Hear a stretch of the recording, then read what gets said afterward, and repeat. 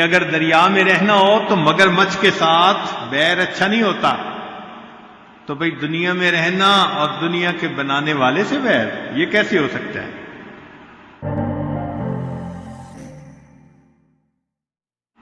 قبر آرام کی جگہ ہے اور جنت انعام کی جگہ ہے۔ جو دنیا میں کام کرے گا وہ جنت میں انعام پائے گا۔ اس کی مثال یوں سمجھیے کہ ایسے ایک فوجی فوج کے اندر نوکری لیتا ہے تو اس کا مقصد ہی ہوتا ہے مشقتیں اٹھانا۔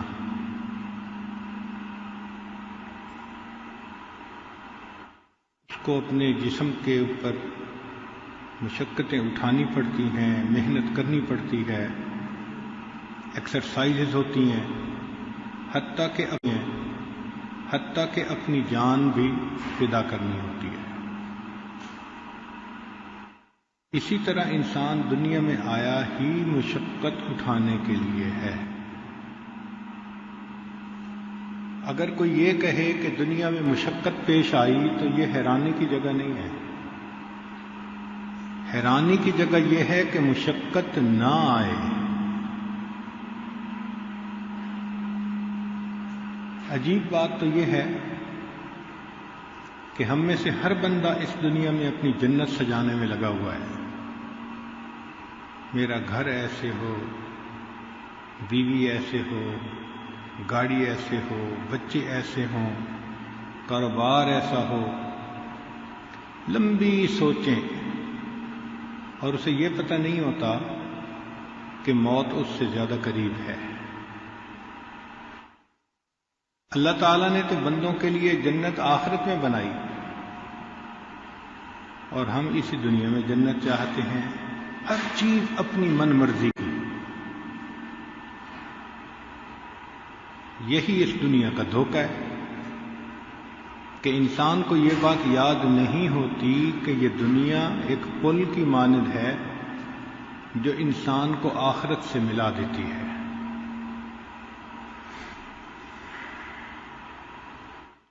چنانچہ اس دنیا میں دو چیزیں انسان کے لیے بہت فتنہ ہیں، ایک شہوات اور دوسری شبہات۔ شہوات کی وجہ سے بھی انسان اللہ سے غافل ہو جاتا ہے اور شبہات کی وجہ سے بھی غافل ہو جاتا ہے۔ شہوات دو طرح کی ہیں، ایک کو شہوت شکم کہتے ہیں، کھانے پینے کی اشتہا، چنانچہ انسان حرام اور حلال کا خیال ہی نہیں رکھتا، بس اس کو مزیدار چیز کھانی ہے، اس کے اندر کنٹینٹس کیا ہیں اس کا پتہ نہیں ہوتا، وہ کس پیسے سے خریدی اس کا احساس نہیں ہوتا، اس کو اپنا پیٹ بھرنا ہے۔ اس کو شہوت شکم کہتے ہیں۔ اور جب انسان کے اندر یہ شہوت زیادہ ہو کھانے پینے کی تو اس میں شہوت فرج بھی زیادہ ہوتی ہے۔ شہوت فرج کہتے ہیں جو جنسی خواہش ہوتی ہے، اس لیے روزے رکھنے سے وہ شہوت کم ہوتی ہے اور پیٹ بھر کر کھانے سے وہ شہوت بڑھ جاتی ہے۔ حتیٰ کہ انسان بڑھاپے کی عمر کو چلا جاتا ہے، اسے آخرت یاد نہیں ہوتی، اس کا جی چاہتا ہے پھر کسی کنواری لڑکی سے میری شادی ہو جائے۔ وہ اپنی قبر کو بھول جاتا ہے، وہ اس بات کو بھول جاتا ہے کہ مجھے اللہ کے ہاں پیش ہونا ہے، اسے دنیا کی لذتیں یاد ہوتی ہیں۔ تو شہوت شکم کا انجام شہوت فرج ہوا کرتی ہے۔ اس لیے جو انسان چاہتے ہیں کہ ہماری نگاہ کنٹرول میں ہو، خیالات پاکیزہ ہوں، تو ان کو چاہیے کہ وہ کم کھائیں۔ شریعت یہ نہیں کہتی کہ انسان کھانا پینا ہی چھوڑ دے، مگر یہ ضرور کہتی ہے کہ تم کم کھاؤ، حتیٰ کہ تمہارے اوپر شہوت غلبہ نہ کرے۔ اس کی ترتیب یہ ہے کہ جب انسان پیٹ بھر کر کھاتا ہے تو اس پر غفلت غالب آ جاتی ہے. آپ نے دیکھا ہوگا پیٹ بھر کر کھانے سے نیند آتی ہے، غفلت کی قسم ہے. اور انسان پیٹ بھر کر کھا لیتا ہے، اس کا کوئی اور کام کرنے کو دل نہیں چاہتا. تو پیٹ بھر کر کھانے سے غفلت زیادہ، اور غفلت زیادہ ہونے سے پھر شہوت زیادہ ہوتی ہے. جب انسان کے اندر شہوت زیادہ ہوگی تو گناہ بھی زیادہ ہوں گے. جب گناہ زیادہ ہوں گے تو دل کے اوپر سیاہی بھی زیادہ ہوگی. جب دل سیاہ ہو جائے گا تو دل سخت بھی ہو جائے گا. اور یہی انسان کی بدبختی کی نشانی ہوتی ہے کہ اس کا دل سخت ہو جائے. تو کھانے کا تعلق انسان کے دل کی سختی کے ساتھ ہے. اللہ رب العزت نے انسان کے لیے جو ضرورت رکھی وہ بہت تھوڑی ہے. علماء نے لکھا ہے کہ اگر کوئی بندہ ایک کھجور کھائے تو 3 دن تک اس کو بھوک کی وجہ سے موت نہیں آ سکتی. ایک کھجور کے اندر اتنی نیوٹریشن ہوتی ہے. اس لیے ہمارے بعض بزرگ چند لقمے کھاتے تھے پورے دن کے اندر اور صحت کی زندگی گزارتے تھے. ہم لوگ عادتاً زیادہ کھانے کے عادی بن گئے ہیں. 2 روٹی کھا لینا، 3 روٹی کھا لینا، یہ عادت ہے ہماری، جسم کی ضرورت نہیں ہے. اور آپ کو معلوم ہونا چاہیے کہ ہم دن میں 3 دفعہ کھاتے ہیں. جاندار ایسے بھی ہیں کہ جو روزانہ بھی نہیں کھاتے. چنانچہ ایک جگہ ہم گئے جہاں لوگ شیروں کو پالتے تھے، تو انہوں نے بتایا کہ ہم ہفتے میں 1 مرتبہ اس کو گوشت ڈالتے ہیں، ہر اتوار کو. تو ہم نے پوچھا کہ کیا آپ کو گوشت مہنگا پڑتا ہے؟ کہنے لگے نہیں، اس کے کھانے کی ترتیب ہی یہی ہے، ہفتے میں 1 دفعہ کھاتا ہے. تو جانور تو ہفتے میں 1 دفعہ کھائیں اور انسان ایک دن میں 3 مرتبہ کھائے. اور 3 کے علاوہ بھی چائے کے ساتھ بسکٹ ہیں جی، فلاں جگہ گئے تھے تو آئس کریم کھا لی. تو ہم تو بہت زیادہ کھانے کے عادی ہیں. جتنا زیادہ کھائیں گے اتنا ذہنی صلاحیت کم ہوتی جائے گی. چنانچہ امام شافعی رحمۃ اللہ علیہ فرماتے تھے کہ میں نے صرف امام محمد رحمۃ اللہ علیہ کو دیکھا جو موٹے بھی تھے اور عقل مند بھی تھے، ورنہ موٹے بندے کو میں نے عقل مند نہیں دیکھا. لگتا ہے کہ وہ چربی جیسے جسم پہ چڑھتی ہے وہ دماغ پہ بھی چربی چڑھ جاتی ہے.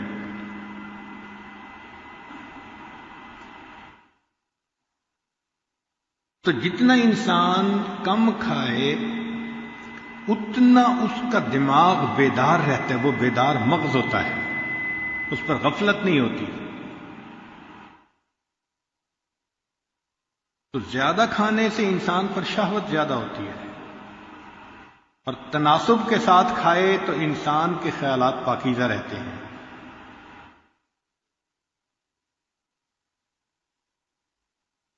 اور جب دل سخت ہو جاتا ہے تو پھر انسان کا نیکی کو جی نہیں چاہتا، نماز پڑھنے کو دل نہیں چاہتا، تلاوت کرنے کو دل نہیں چاہتا، حتیٰ کہ مسجد میں آنے کو دل نہیں چاہتا، نیک محفل میں آنے کو دل نہیں چاہتا. دل میں بغض ہو جاتا ہے ایک، اور یہ بغض یہاں تک جاتا ہے کہ انسان کو دوسرے کی بھی نیکی اچھی نہیں لگتی. کسی نے چہرے پہ سنت سجا لی، اس کو تکلیف ہوتی ہے. کوئی نماز باقاعدگی سے پڑھتا ہے، اس کو تکلیف ہوتی ہے. کوئی مدرسے میں داخلہ لے لیتا ہے، اس کو تکلیف ہوتی ہے. یہ فسق و فجور کی یہاں تک انتہا ہوتی ہے کہ دوسرے کی بھی نیکی بندے کو اچھی نہیں لگ رہی ہوتی. تک انتہا ہوتی ہے کہ دوسرے کی بھی نیکی بندے کو اچھی نہیں لگ رہی ہوتی. تو اگر ہم چاہتے ہیں کہ ہمارے دل میں رقت آئے، نرمی آئے، تو اس کا ایک علاج یہ ہے کہ ہم اپنے کھانے پہ دھیان دیں ایک تو کم کھائیں اور دوسرا حلال پاکیزہ مال کھائیں۔ مشتبہ چیزوں کا کھانا انسان کے دل کو غافل بنا دیتا ہے، اور جب زیادہ کھاتا ہے تو پھر مال کی محبت بھی دل میں زیادہ آتی ہے۔ اس لیے آج کے دور کا ایک بڑا فتنہ یہی ہے کہ ہر بندہ چاہتا ہے بس میرے پاس ایک خزانہ ہونا چاہیے۔ یا لیت لنا مثل ما اوتی قارون، اے کاش جتنا قارون کے پاس خزانہ تھا وہ میرے پاس ہوتا۔ ہمارے اکابر نے لکھا ہے کہ مال کی محبت کا انجام ہمیشہ برا ہوتا ہے۔ کیوں؟ کہ جس انسان کے دل میں مال کی محبت ہو تو سب سے پہلی بات کہ اس میں ایسی شہوت پیدا ہوتی ہے کہ وہ مال برباد کرتا ہے۔ چنانچہ کتنے لوگ ہیں جن کو مال اللہ نے دیا اور ان کو شادیوں سے ہی فرصت نہیں ہوتی، اسی میں زندگی برباد ہو جاتی ہے، عمر گزر جاتی ہے اسی میں، اور جو شریعت کا خیال نہیں کرنے والے ہوتے وہ بدکاریوں کی طرف لگ جاتے ہیں تو مال ضائع۔ اور اگر انسان اپنا مال ضائع نہ کرے تو اس کا وارث ایسا کوئی بن جاتا ہے جو اس کے مال کو برباد کر دیتا ہے۔ چنانچہ ایسی مثالیں آنکھوں سے دیکھی گئی ہیں کہ ایک آدمی نے محنت سے مال جمع کیا اور اس کی اولاد نے اس مال کو پانی کی طرح بہا دیا۔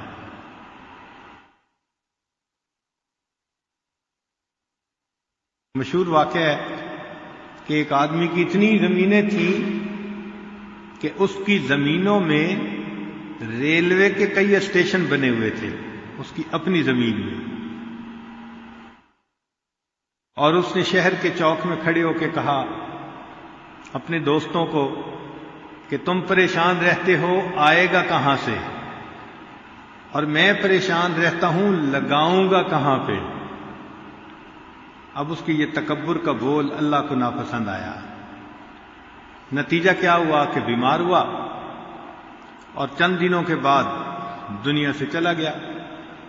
اس کا ایک بیٹا تھا، 18 سال اس کی عمر تھی، وہ ساری جائیداد کا مالک بن گیا۔ اب جوانی کی عمر، مال کی کثرت، تو پھر برے لوگ اس کے دوست بن گئے، لوگوں نے اس کو بدکاری کے کام پر لگا دیا۔ جوانی کی عمر تھی، اس کو بھی بہت اچھا لگتا، روز رات کو نئے مہمان، چنانچہ اس نے اپنا پیسہ لٹانا شروع کر دیا۔ جب 2-4 سال اس نے خوب جی بھر کر اپنی جوانی کو برباد کیا تو کسی نے اس کو بیرون ملک کا راستہ دکھا دیا، تو پھر وہ باہر ملک جاتا اور وہاں کے کلبوں میں رات گزارتا اور لاکھوں روپیہ صرف کرتا۔ ایک وقت آیا کہ بینک میں جتنا پیسہ تھا وہ سارا کا سارا لگ گیا۔ پھر وہ آ کے زمین کو بیچتا اور باہر کا چکر لگا آتا،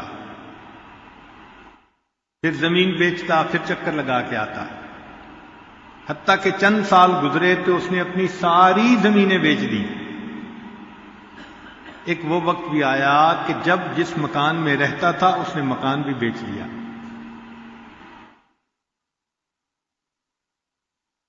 پھر اس پر ایسی حالت آئی اس لڑکے پر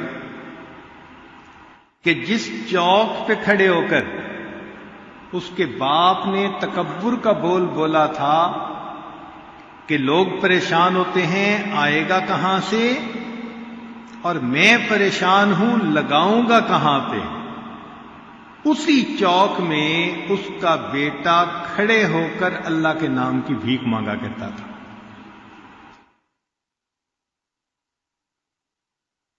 تو جو اس انسان کے دل میں مال کی محبت ہو، یا تو خود شہوتوں کے ذریعے مال برباد کر دیتا ہے، ورنہ اولاد ایسی ملتی ہے کہ وہ اس کا مال برباد کر دیتی ہے۔ تیسرا، اس کا مال اکثر اینٹ گارے میں ضائع ہو جاتا ہے۔ محلات بنتے ہیں، کروڑوں روپیہ اینٹ گارے میں لگ جاتا ہے، یا پھر اس پر ایسا ظالم حکمران مسلط ہوتا ہے جو اس کے مال کو چھین لیتا ہے، یا پھر اس طرح بیمار ہوتا ہے کہ وہ مال سے لذت نہیں حاصل کر پاتا،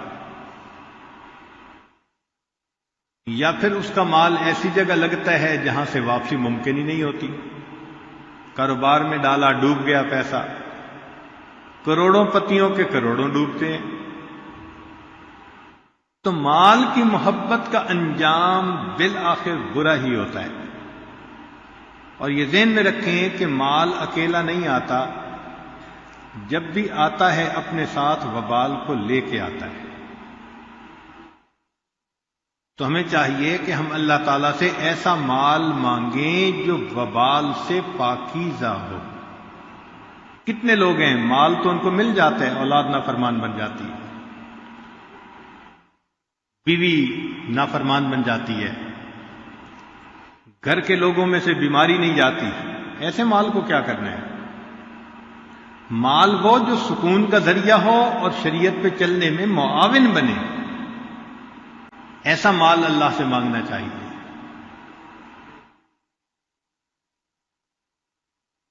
جب ذہن میں یہ ہو کہ یہ دنیا کی زندگی چند روزہ ہے،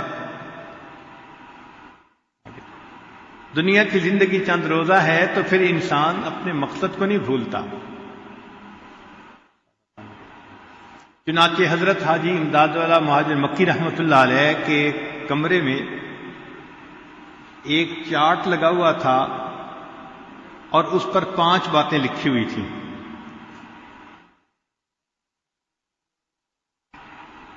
پہلی بات یہ لکھی ہوئی تھی کہ دنیا کے لیے اتنی محنت کرو جتنا تمہیں یہاں رہنا ہے۔ یہ پہلی بات لکھی ہوئی تھی کہ دنیا کے لیے اتنی محنت کرو جتنا تمہیں دنیا میں رہنا ہے۔ دنیا کی زندگی کتنی ہے؟ نبی علیہ السلام نے ارشاد فرمایا میری امت کی عمریں بین 70 و 60، 60-70 کے درمیان۔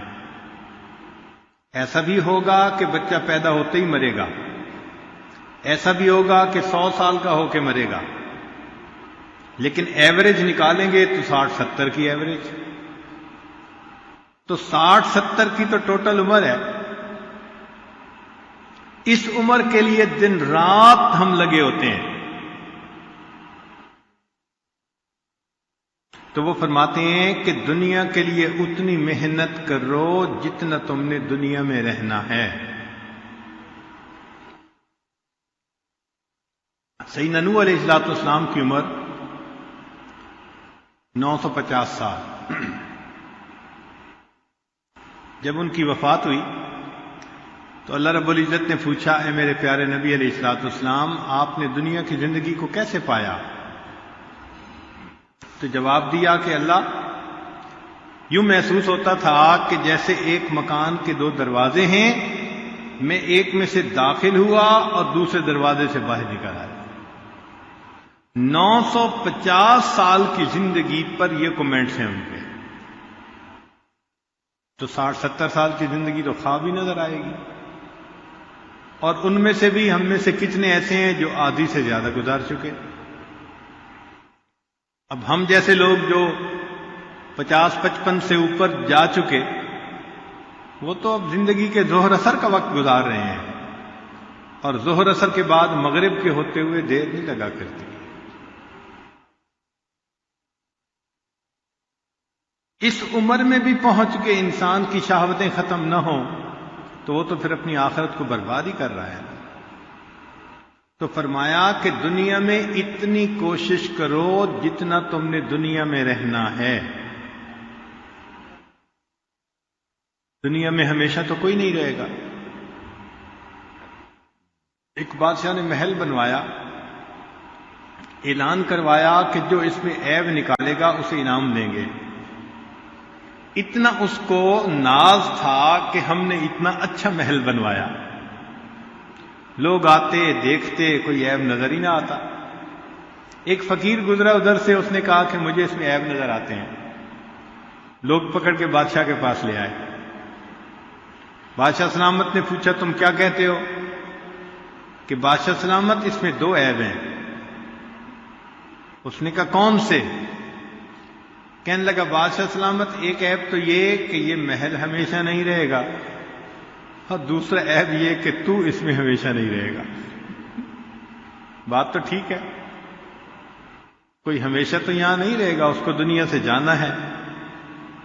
نمرود نے اپنی جنت بنائی تو اس نے یہ دعا مانگی کہ اگر موت آئے تو ایسی نہ دن ہو نہ رات ہو، نہ میں اندر ہوں نہ میں باہر ہوں، نہ میں اوپر ہوں نہ میں نیچے ہوں.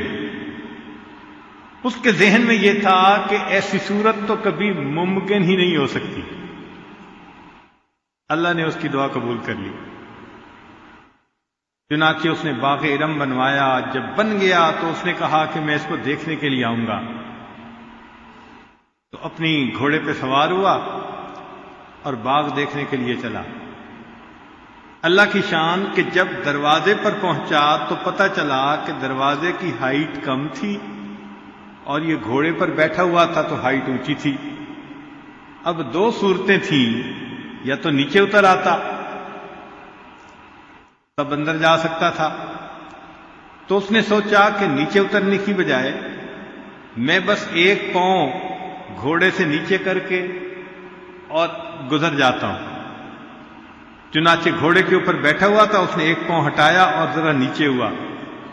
یعنی کیفیت کیا بنی؟ نہ اوپر نہ نیچے، اور گھوڑے کے 2 پاؤں اندر تھے اور 2 باہر. نہ اندر نہ باہر، اور ادھر سورج آدھا غروب اور آدھا طلوع. اللہ نے اس وقت میں اس کو موت عطا فرما. موت سے انسان کیسے بچ سکتا ہے؟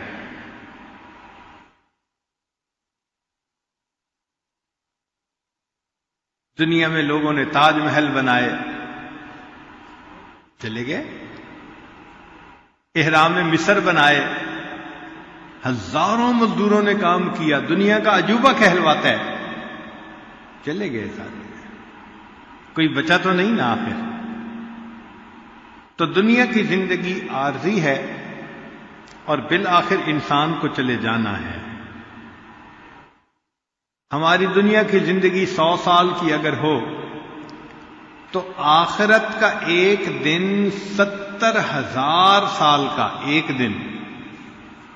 اس ایک دن کے حساب سے اندازہ لگائیں تو دنیا کی زندگی 2.5 منٹ بنتی ہے. آخرت کے حساب سے ہم 2.5 منٹ دنیا میں ہیں. اب 2.5 منٹ انسان مستیاں کرے اور آخرت کے عذاب کو اپنے اوپر لے لے، یہ کہاں کی عقل مندی ہے؟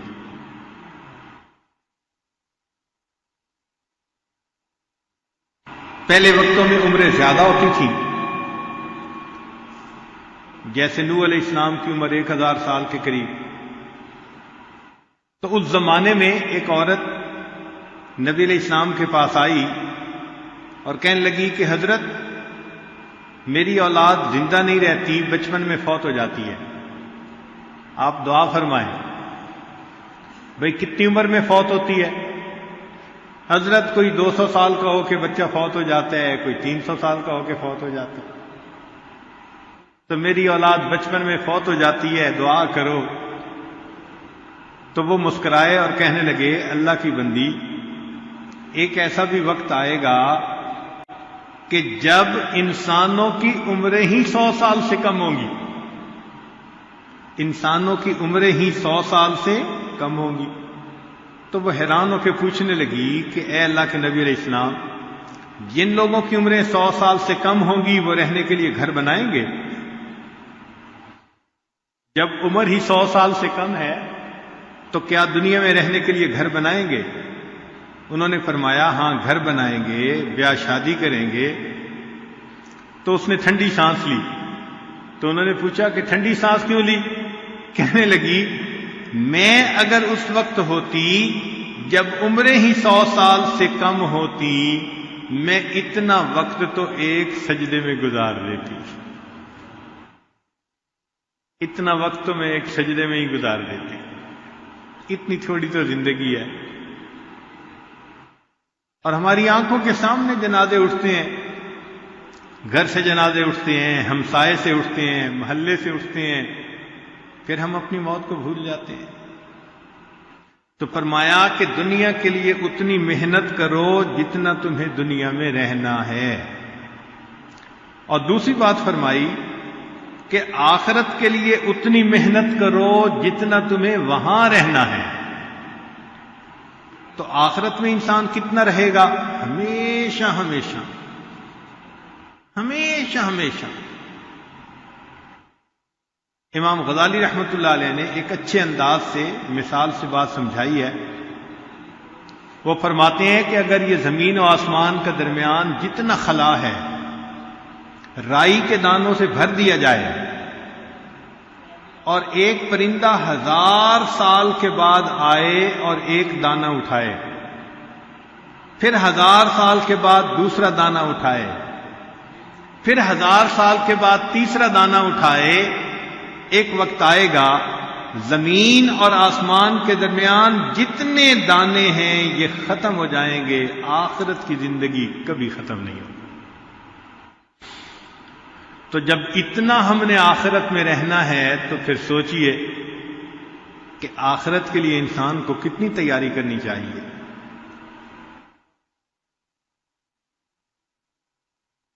اس لیے نبی علیہ السلام نے فرمایا اہل جنت کو کسی بات پہ حسرت نہیں ہوگی سوائے ان لمحات کے جو دنیا میں انہوں نے غفلت کے اندر گزارے ہوں گے۔ ایک حدیث پاک میں ہے کہ انسان جب نیک اعمال کرتا ہے تو فرشتے اس کے لیے جنت میں محل بنانا شروع کر دیتے ہیں، پھر کام روک دیتے ہیں، تو دوسرے فرشتے پوچھتے ہیں کہ تم نے کام کیوں روکا؟ وہ کہتے ہیں کہ ہمارے پاس را مٹیریل ختم ہو گیا ہے، کیونکہ یہ بندہ پہلے عبادت کر رہا تھا، محل بن رہا تھا، عبادت ختم کر دی تو محل بننا بند ہو گیا۔ اس کا مطلب یہ کہ ہم دنیا میں جو نیک اعمال کرتے ہیں ان کے ذریعے اللہ آخرت میں ہماری جنت بنا رہے ہوتے ہیں۔ تو انسان کو چاہیے کہ خوب نیکی کرے، بھاگ بھاگ کے نیکی کرے، نیکی کر کر کے تھکے اور تھک تھک کے پھر نیکی کرے، تاکہ اللہ اس کے لیے آخرت کو اچھا بنا لے۔ آج تو جو آدمی آخرت کی تیاری میں لگا ہو تو لوگ کہتے ہیں جی اس نے تو اپنی زندگی تباہ کر لی، اس نے تو اپنی زندگی تباہ کر لی، حالانکہ آخرت تو اصل ہے۔ دنیا کی زندگی تو بالآخر ڈھلتی چھاؤں ہے، چلی جائے گی۔ ہم نے بچپن میں کتابوں میں ایک واقعہ پڑھا تھا کہ ایک ملک تھا جس میں کئی جزیرے تھے، ایک جزیرے پہ آبادی تھی اور دور جزیرہ تھا اس کے اوپر سکول تھا۔ تو بچے یہاں کشتی کے ذریعے اپنے سکول روزانہ جاتے تھے۔ ایک دن ان بچوں کے دل میں شرارت آئی تو انہوں نے سوچا کہ یہ جو بوڑھا ہے نا ملا، ہم اس کے ساتھ مذاق کریں۔ تو ان میں سے ایک نے پوچھا ملا سے کہ آپ نے میتھمیٹکس پڑھا ہوا ہے؟ اس نے کہا نہیں۔ تو سب ہنسنے لگ گئے اور کہنے لگے اگر آپ نے میتھمیٹکس نہیں پڑھا تو آپ نے تو اپنی آدھی زندگی تباہ کر لی۔ پھر تھوڑی دیر کے بعد دوسرے کی باری آئی، اس نے پوچھا کہ بابا جی آپ نے فزکس پڑھی ہے؟ اس نے کہا نہیں۔ وہ پھر ہنسنے لگے کہ اگر آپ کو فزکس کا نہیں پتا آپ نے تو اپنی آدھی زندگی تباہ کر لی۔ پھر تھوڑی دیر بعد تیسرے کی باری آئی، اس نے پوچھا جی آپ نے کیمسٹری پڑھی ہے؟ نہیں پڑھی۔ اچھا، پھر تو آپ نے اپنی آدھی زندگی تباہ کر لی۔ وہ بچے یہ باتیں کر بھی رہے تھے، ہنس بھی رہے تھے۔ اللہ کی شان کہ اسی حال میں موسم تبدیل ہو گیا، بادل آ گئے، ہوا چلنے لگی اور سمندر کے اندر جیسے لہریں آ جاتی ہیں نا، ہائی ٹائیڈ، وہ موسم آ گیا، کشتی ہچکولے کھانے لگی، اب ملا کی باری تھی، تو ملا نے بچوں سے پوچھا کہ بچوں تم لوگوں کو تیرنا آتا ہے؟ کہنے لگے نہیں، تیرنا تو نہیں آتا۔ ملا نے کہا کہ پھر تو تم نے ساری زندگی تباہ کر لی۔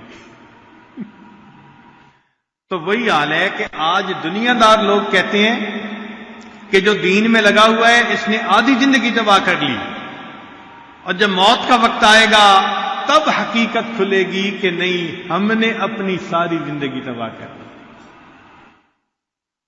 تو کتنی خوبصورت بات کہی کہ جتنا دنیا میں رہنا ہے اتنا دنیا کے لیے کوشش کر لو، اور جتنا آخرت میں رہنا ہے اتنا آخرت کے لیے کوشش کر لو۔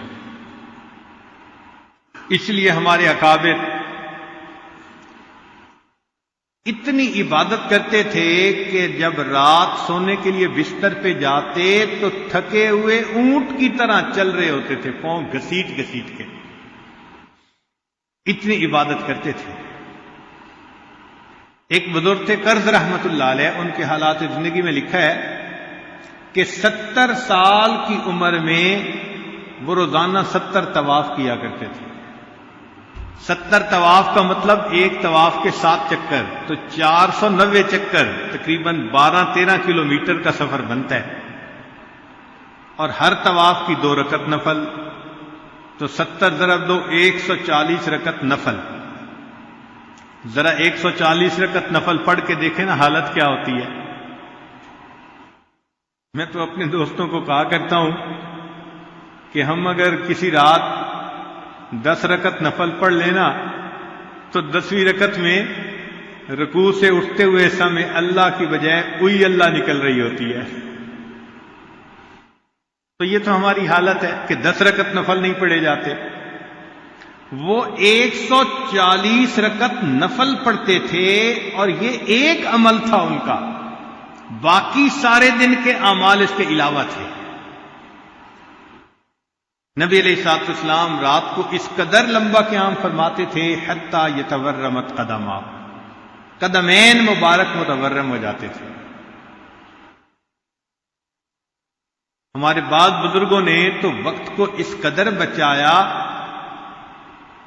کہ انسان ان کے حالات پڑھ کے حیران ہوتا ہے۔ چنانچہ ایک بزرگ فرماتے ہیں کہ میں نے ایک بزرگ کو دیکھا خشک ستو کھا رہا ہے، تو میں نے کہا حضرت اس میں پانی ملا لیتے، تر کر لیتے، ذرا اچھے لگتے۔ تو فرمانے لگے کہ میں نے خشک ستو کھانے کا بھی وقت کا اندازہ لگایا اور تر ستو کھانے کا بھی اندازہ لگایا۔ تر کر کے کھانے میں وقت زیادہ لگتا ہے، میں پچھلے 20 سال سے خشک ستو پھانک کے گزارا کر لیتا ہوں، جو وقت بچتا ہے اس میں 70 مرتبہ سبحان اللہ پڑھ لیتا ہوں۔ کھانے میں بھی اپنا وقت بچاتے تھے۔ ایک بزرگ تھے، ان کو اگر کوئی کھانے کی دعوت دیتا تھا تو وہ شرط لگاتے تھے کہ بھئی مجھے اپنے گھر میں ایک کمرہ دینا، میں اس کمرے میں آ کے بیٹھ کے پڑھنا شروع کر دوں گا، جب تم دسترخوان پہ کھانا لگا دو گے تو میں اٹھ کے کھانا کھا لوں گا، واپس آ جاؤں۔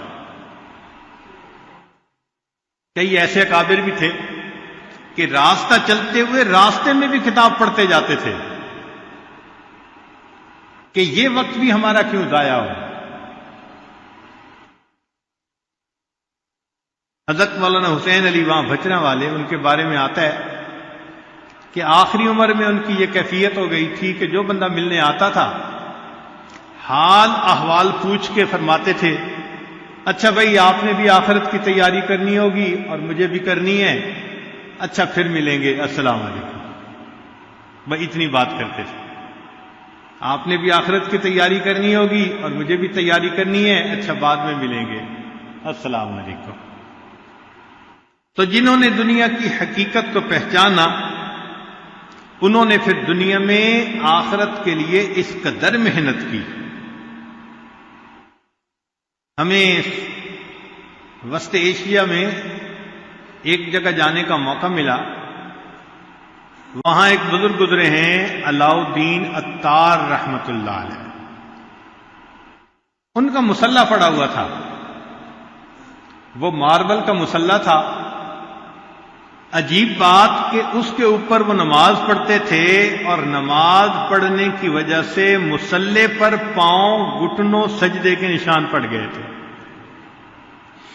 اتنی تو نماز پڑھی ہوگی کہ پتھر پہ نشان پڑ گئے. نشان سجود تیری جبیں پر ہوا تو کیا کوئی ایسا سجدہ کر کے زمین پر نشان رہے. تو جو وہاں کے سجادہ نشین تھے انہوں نے اجازت دی کہ جی آپ اس کے اوپر 2 نفل پڑھ لیجئے. تو مجھے ان پاؤں کے اوپر پاؤں رکھ کے جو گہرے ہو گئے تھے جیسے مقام ابراہیم پہ پاؤں کے نشانات ہیں، حیران ہو رہا تھا کہ یا اللہ کتنی نماز پڑھی ہوگی کہ ان کے جسم کے اعضاء کے نشان پتھر کے اوپر پڑ گئے. تو پہلی بات کہ جتنا دنیا میں رہنا ہے اتنا دنیا کے لیے کوشش کر لو، اور دوسری بات کہ جتنا آخرت میں رہنا ہے اتنا آخرت کے لیے کوشش کر لو، اور تیسری بات کہ اللہ کی رضا کے لیے اتنی محنت کرو جتنا تم اللہ کے محتاج ہو. تو بھئی ہم تو اللہ کے بہت محتاج ہیں، اس لیے اللہ کی رضا کو حاصل کرنے کے لیے ہمیں پوری کوشش کرنی چاہیے. کہتے ہیں نا ربا تو راضی تے سارا جگ راضی. جس بندے سے اللہ راضی ہو جاتے ہیں سارا جگ اس سے راضی ہو جاتا ہے، اور جس سے اللہ ناراض ہو جاتے ہیں ساری دنیا ناراض ہو جاتی ہے. یہ خزاں کی فصل کیا ہے فقط ان کی چشم پوشی. یہ خزاں کی فصل کیا ہے فقط ان کی چشم پوشی. وہ اگر نگاہ کر دے تو ابھی بہار آئے. جب رحمت کی نظر ہٹ جاتی ہے تو بس انسان کی زندگی میں خزاں آ جاتی ہے. جب اللہ کی رحمت کی نظر ہو جاتی ہے تو زندگی میں بہار آ جاتی ہے. دنیا کہتی ہے او جی دریا میں رہنا مگر مچھ سے بیر. اس کا مطلب کیا کہ اگر دریا میں رہنا ہو تو مگر مچھ کے ساتھ بیر اچھا نہیں ہوتا. تو بھئی دنیا میں رہنا اور دنیا کے بنانے والے سے بیر، یہ کیسے ہو سکتا ہے؟ تو ہمیں اللہ تعالیٰ کو راضی کرنے کی اتنی کوشش کرنی چاہیے جتنا ہم اللہ کی رضا کے محتاج ہیں. جب اللہ تعالیٰ کسی بندے سے خفا ہوتے ہیں تو پھر اس کو تگنی کا ناچ نچا دیتے ہیں. سونے کو بھی ہاتھ لگاتے ہیں تو مٹی بن جاتی ہے. ذلتیں ملتی ہیں، انسان گھر بیٹھے بٹھائے ذلیل ہو جاتا ہے.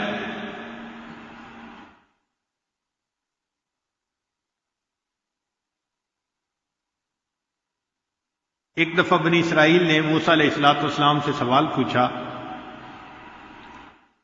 حضرت ہمیں کیسے پتا چلے کہ اللہ تعالیٰ ہم سے راضی ہیں؟ تو حضرت موسیٰ علیہ السلام کو طور پر گئے اور انہوں نے اللہ تعالیٰ سے سوال پوچھا، اللہ میری قوم پوچھ رہی ہے کہ کیسے پتا چلے کہ آپ ہم سے راضی ہیں؟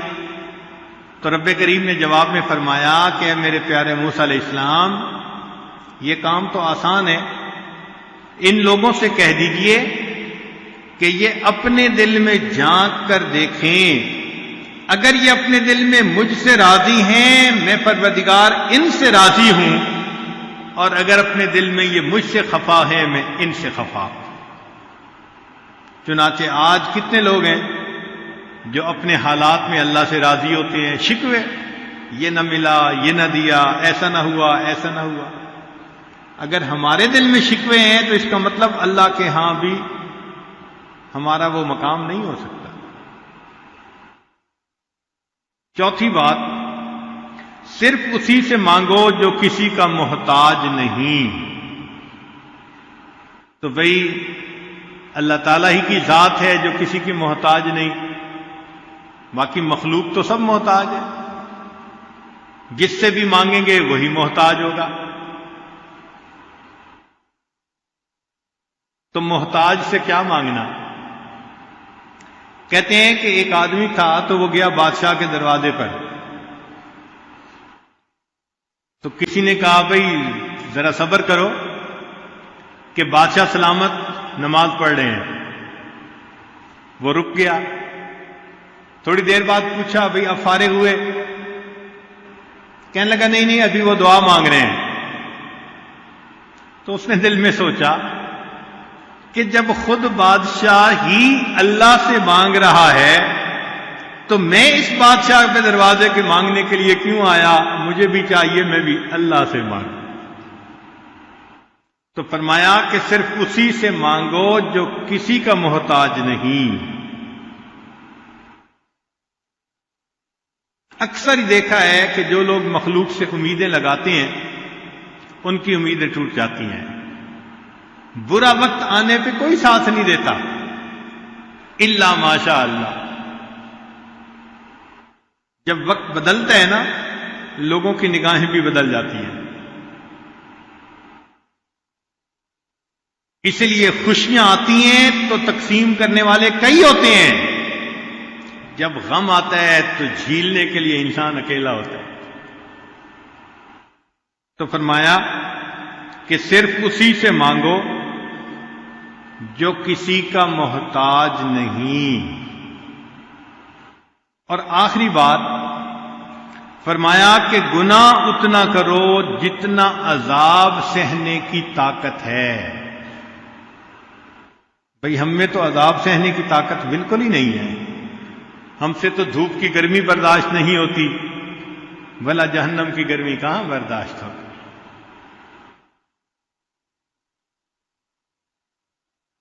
دھوپ میں پسینہ بہے تو ہم سائے کی طرف بھاگتے ہیں، ذرا گرمی کا موسم ہو ایئر کنڈیشن جگہ دیکھتے ہیں۔ جو اتنے نازک ہوں تو بھلا جہنم کی گرمی کون برداشت کر سکے گا؟ قیامت کے دن جس بندے کو سب سے کم عذاب ہوگا، حدیث پاک میں آتا ہے کہ اس کو آگ کے بنے ہوئے 2 جوتے پہنا دیں گے۔ سب سے کم عذاب اس بندے کو ہوگا کہ آگ کے بنے ہوئے 2 جوتے پہنا دیں گے، اتنی گرمی ہوگی کہ اس کا دماغ ہنڈیا کی طرح ابل رہا ہوگا۔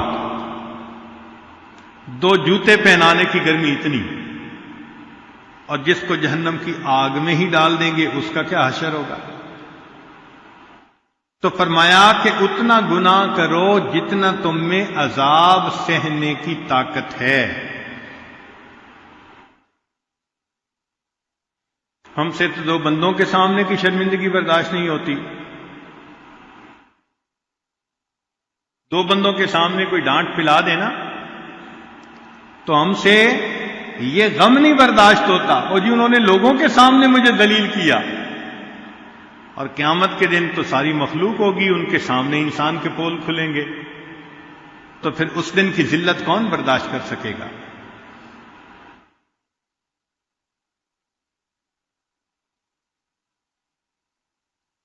اور یہ بھی ذہن میں رکھیں کہ جو انسان دنیا میں نافرمانی کرتا ہے آخرت میں تو عذاب ہوگا، دنیا میں نقد بھی سزا ملتی ہے۔ اور نقد سزا یہ ہے کہ اللہ تعالیٰ انسان کے دل کو بے سکون کر دیتے ہیں۔ جو بندہ گناہوں بھری زندگی گزارتا ہے اس کا دل بے سکون۔ یہ امیروں وزیروں کی زندگیوں کو ذرا قریب سے دیکھو، ایئر کنڈیشن کمرے، لحاف لے کے لیٹے ہوتے ہیں، نیند نہیں آتی تو پھر نیند کی گولیاں کھانی پڑتی ہیں۔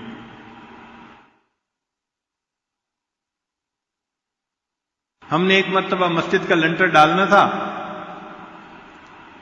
تو گرمی کا موسم تھا، تو ظہر کے وقت ہم نے چھٹی کی 1 گھنٹہ کے لیے کہ سب لوگ کھانا کھا لیں، کچھ آرام کر لیں، نماز پڑھ لیں، دوبارہ کام شروع کریں گے۔ تو جب ہم اوپر سے ذرا نیچے اترے تو ہم نے دیکھا کہ کنکریٹ کا ڈھیر ہے، اور ایک مزدور کنکریٹ کے ڈھیر کے اوپر وہی گرمی میں لیٹا ہوا سویا ہوا تھا۔ گرم کنکریٹ، جولائی کا مہینہ، اتنا پسینہ کنکریٹ کے اوپر سویا ہوا ہے. سبحان اللہ. ہم اسے دیکھ کے حیران ہوئے، کتنی تسکین ہے وابستہ تیرے نام کے ساتھ، نیند کانٹوں پہ بھی آ جاتی ہے آرام کے ساتھ. تو ایسے بھی لوگ ہیں کہ گرمی کے موسم میں کنکریٹ پہ سوئے ہوئے ہیں، اور ایسے بھی ہیں کہ ایئر کنڈیشن کمروں میں لحافوں میں نیند نہیں آتی. اس کی وجہ کیا کہ ان کے دل بے سکون ہوتے ہیں، دلوں سے سکون نکال لیا جاتا ہے اور ایک خوف دل میں ڈال دیا جاتا ہے. چنانچہ ایک مرتبہ ایک صاحب نے فون کیا، بڑے انڈسٹریلسٹ تھے، تو رات کے 3 بجے ان کا فون آیا. میں نے کہا جی خیریت ہے، آپ نے اس وقت فون کر دیا؟ کہنے لگے کہ اتنا مال پیسہ ہے کہ اگر میں حساب لگانے کا ارادہ کروں تو میرے اکاؤنٹس برانچ والوں کو 1 مہینہ چاہیے. جہاں کمپنیوں میں میرے شیئر ہیں، میری انویسٹمنٹ ہے، اس کا حساب نکالنے میں 1 مہینہ چاہیے.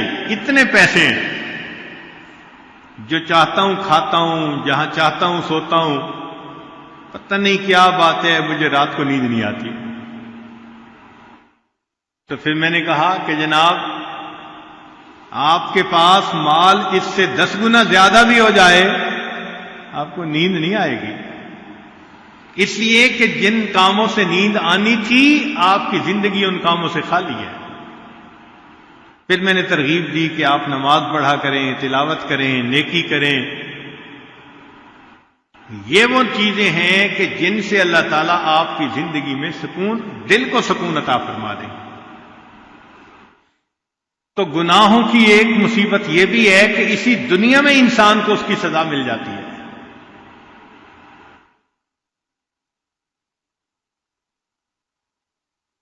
ایک فرسٹ کلاس گزیٹڈ آفیسر کا واقعہ ذرا سنا دو بات مکمل کرنے سے پہلے. ایک صاحب تھے، گریڈ 21-22 کے وہ آفیسر تھے، کروڑوں پتی، رشوت کا مال خوب جمع کیا تھا.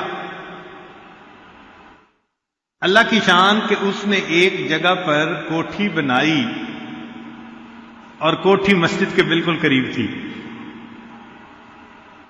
جب وہ وہاں شفٹ ہوئے تو رات کو سوئے ہوئے تھے کہ فجر کی اذان دی مؤذن نے. تو جب سپیکر پہ اذان ہوئی تو اس کی آنکھ کھل گئی. تو یہ بڑا غصے ہوا کہ مولوی صاحب نے میری نیند خراب کر دی. اگلے دن اس نے مؤذن کو بلوایا اور اس کو ڈانٹا کہ میں اس وقت سویا ہوا ہوتا ہوں اور میری نیند خراب ہوتی ہے، تم آئندہ کے بعد سپیکر پہ اذان مت دیا کرو. وہ مؤذن بیچارہ، اس نے لوگوں کو بتایا کہ جی میں فجر کی اذان تو سپیکر میں نہیں دے سکتا، یہ صاحب منع کرتے ہیں. محلے کے جو بوڑھے تھے انہوں نے کہا کہ بھائی مسلمانوں کا ملک ہے، ہم بوڑھے لوگ تو گھڑی سے وقت بھی نہیں دیکھ سکتے، ہم تو اذان کے انتظار میں ہوتے ہیں کہ اذان آئے تو ہم مسجد پہنچیں. تو میاں آپ اذان دو، ان کو بتا دو کہ اگر ان کو بری لگتی ہے تو یہ گھر کہیں اور بنا لیں، مسجد کے ساتھ گھر کیوں بنایا. اگلے دن مؤذن نے پھر اذان دی، بڑا غصہ آیا. اسی وقت اٹھ کے یہ بندہ مسجد میں آیا اور اس نے آ کے مؤذن کو ایک تھپڑ لگایا. تجھے میں نے کہا تھا کہ تو نے اذان نہیں دینی سپیکر پہ، تو نے کیوں اذان دی، میری نیند خراب کر دی. بس اس کا یہ تکبر تھا کہ اللہ تعالیٰ کی اس پر پکڑ آ گئی. کیا ہوا کہ چند دنوں کے بعد اس پر فالج کا اٹیک ہوا اور اس کے دونوں ہاتھ یوں سینے کے ساتھ لگ گئے. جب دونوں ہاتھ سینے کے ساتھ لگ گئے تو دفتر والوں نے چھٹی، نوکری سے نکال دیا. بہت پیسہ خرچ کیا مگر ٹھیک نہ ہوا، گھر آ گیا۔ اب اللہ تعالیٰ کی شان کہ تھوڑے دنوں کے بعد سیکنڈ اٹیک ہوا اور اس کے جو نیچے کی ٹانگیں تھیں نا وہ بھی ساتھ لگ گئی، دونوں ہاتھ دونوں ٹانگوں پہ پھالے، یہ گوشت کا لوتھڑا، زندہ لاش۔ بیوی خدمت کرتی، بچے خدمت کرتے، مگر اس کا مزاج تو شاہانہ تھا نا، افسرانہ مزاج تھا۔ ذرا ذرا سی بات پہ دوسرے کو گالیاں نکالنا، ڈانٹنا، یہ روز کا معمول تھا۔ گھر میں بھی یہی سلسلہ کہ بیوی سے ذرا کسی چیز کے لانے میں دیر ہوئی تو گالیاں نکالنی شروع کر دی۔ اب بیوی بھی پریشان، بچے بھی پریشان۔ اس نے ایک دن کہا بھی صحیح کہ دیکھیں ہم 24 گھنٹے آپ کی خدمت میں لگے رہتے ہیں اور آپ پھر مجھے بچوں کے سامنے گالیاں نکالتے ہیں، ذلیل کرتے ہیں، تو آپ ایسا نہ کیا کریں۔ اس نے اور گالیاں نکالی۔ جب گالیاں نکالی تو بیوی کو غصہ آیا، اس نے بچوں کو لیا اور لے کے وہ میکے چلی گئی۔ اکیلا پڑا ہوا ہے۔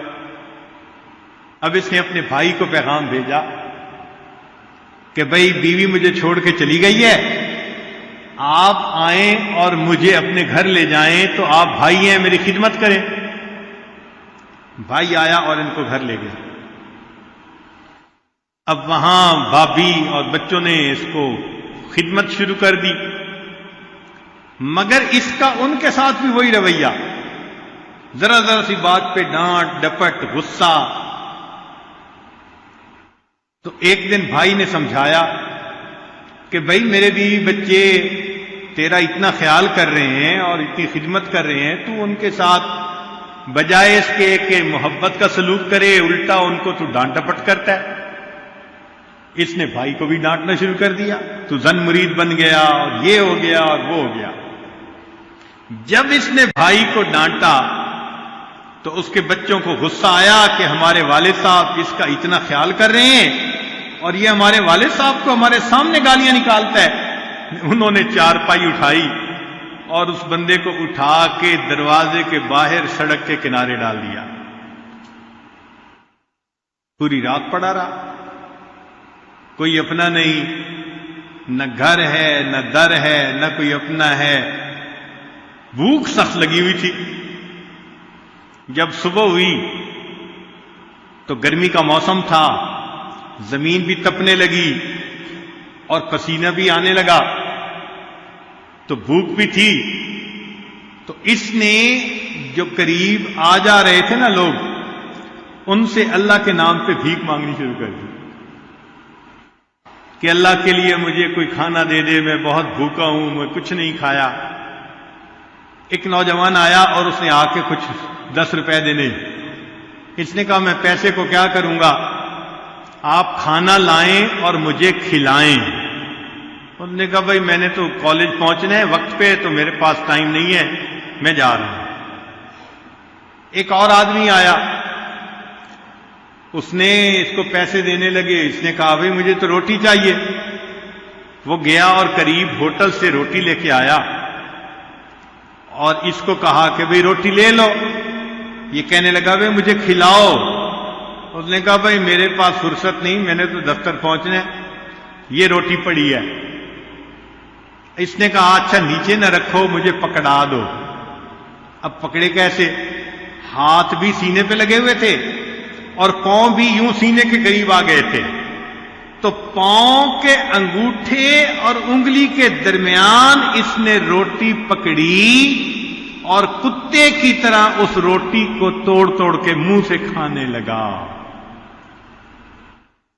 جس کو مال کا اتنا نشہ تھا کہ اذان کے آنے سے اس کی نیند کھل جاتی تھی، اور وہ کہتا تھا کہ تم نے کیوں اذان دی اسپیکر پر، آج اس کی یہ حالت ہے کہ اللہ کے نام پہ وہ بھیک مانگ کے کھا رہا ہے اور کتے کی طرح پاؤں میں روٹی کو پکڑ کے منہ سے نوچ نوچ کے کھایا جا رہا ہے۔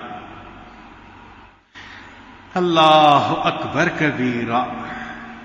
تو انسان دنیا میں تکبر کرتا ہے مگر اس کی سزا پھر دنیا میں مل کے رہتی ہے۔ اس لیے فرمایا کہ گناہ اتنا کرو جتنا تم میں عذاب سہنے کی طاقت ہے۔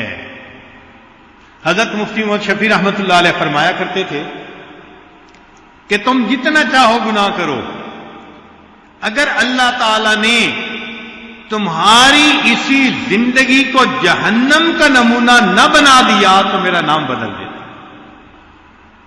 اور واقعی ایسا ہوتا ہے کہ جو انسان گناہوں میں لگتا ہے اسی دنیا میں اور پھر کہتا ہے جی اس جینے سے تو مر جانا اچھا تھا، پریشان ہے تو کہہ رہا ہے نا کہ جینے سے مر جانا اچھا تھا، تو بہتر ہے انسان گناہ ہی نہ کرے۔